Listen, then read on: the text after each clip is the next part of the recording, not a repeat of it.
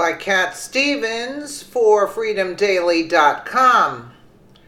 Breaking news about tight Alabama race. It's not over. Roy Moore could still win. Americans are waiting on pins and needles to see if Alabama would elect a Republican or Democrat to the Senate on Tuesday. The special election was the most closely watched since the earth-shaking presidential election that landed political outsider Donald Trump in the Oval Office. His election has led to some pretty non-traditional moves by the White House and has made liberals filled with anger. The Alabama special election was in fact due to President Trump's election as well. The election was to replace Trump cabinet member and 84th Attorney General Jeff Sessions, who left his Senate post to take that appointment. Republican candidate Roy Moore himself is a controversial figure because of both his career and the recent misconduct allegations that have been leveled against him. As you probably know by now, the race has been called for the Democratic candidate Doug Jones.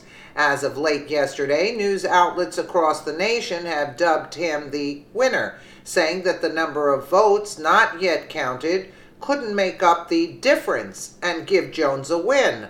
However, Moore is refusing to give up and concede, a move that many are calling just plain stubborn. What the media probably isn't telling you is that one hugely important group of people haven't even had their votes counted in this election. According to Breitbart News, the state of Alabama has decided to call this election without even counting the military votes. Oh, how precious. Oh, but we count the felons in jail. We count those. We count those votes, but not the military votes. That's really terrific. Republican Senate candidate Roy Moore refused to concede the Alabama Senate race on Tuesday after his opponent Doug Jones declared victory. God is always in control, Moore said during a short speech to supporters on election night. Moore's campaign has been run on a platform of religion from the start. Moore first rose to notoriety when he stood against the 10th Commandments being removed from a courthouse in Alabama. That garnered him nationwide attention, and he has been known for that stand ever since. During this run for office, however, Moore has been inundated with allegations of misconduct by a suspicious amount of women who seem to be just now remembering and recounting their interactions with Moore. Some have been proven to be out-and-out lies, and some are still being investigated, but regardless, the timing of these accusations was more than suspicious.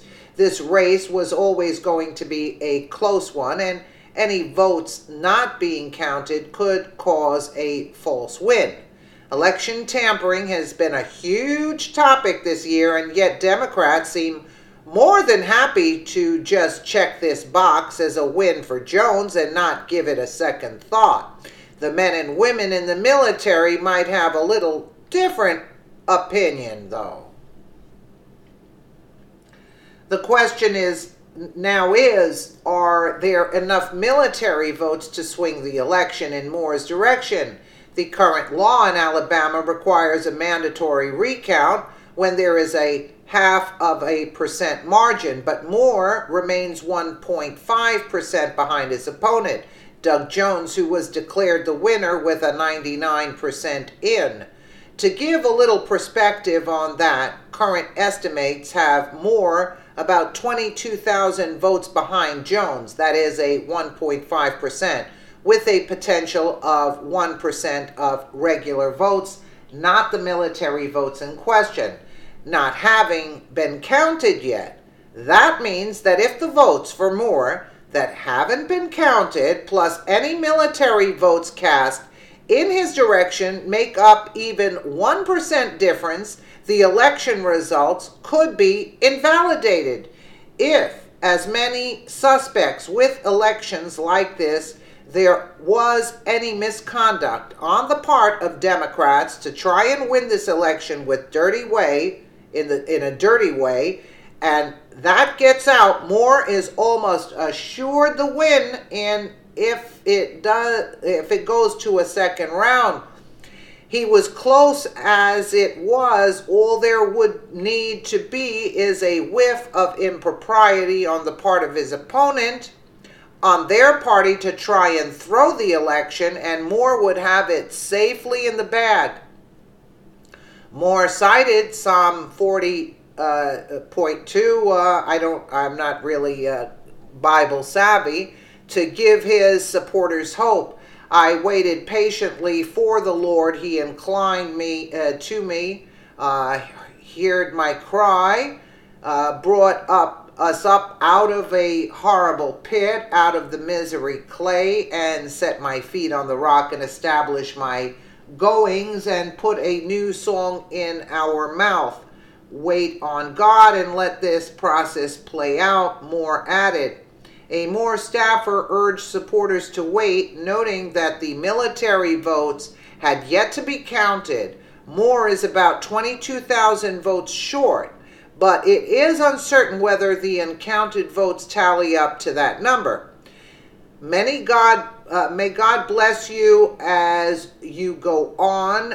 Give you a safe journey, and thank you for coming tonight, Moore concluded. It's not over, and it's going to take some time.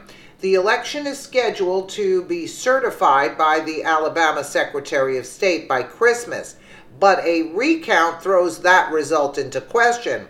No one knows what God's will is for this election, and as it turns out, we might not yet know what the will of the good people of Alabama is either. It's a sad day when we carry on with our election, ignoring those who can't be home to vote because they're out fighting for our freedom. Moore won't stand for it, and we shouldn't either. Absolutely.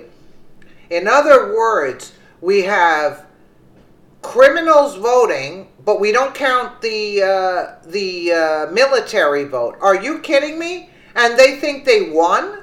How there should be investigation into this, because you can be sure, absolutely sure, I would bet anything, that there was voter fraud in this election. It's impossible that there are, I would say, a 50-50 on the left and a 50% on the right side. No, I give the left about 30% and 70% for the Republican side. That's what I think. There's got to be some voter fraud there, and good that Moore is questioning this and not giving up, and without tallying up the military vote. It's disgusting, actually. Let me know what you guys think in the comments below, and again, thank you so much for watching.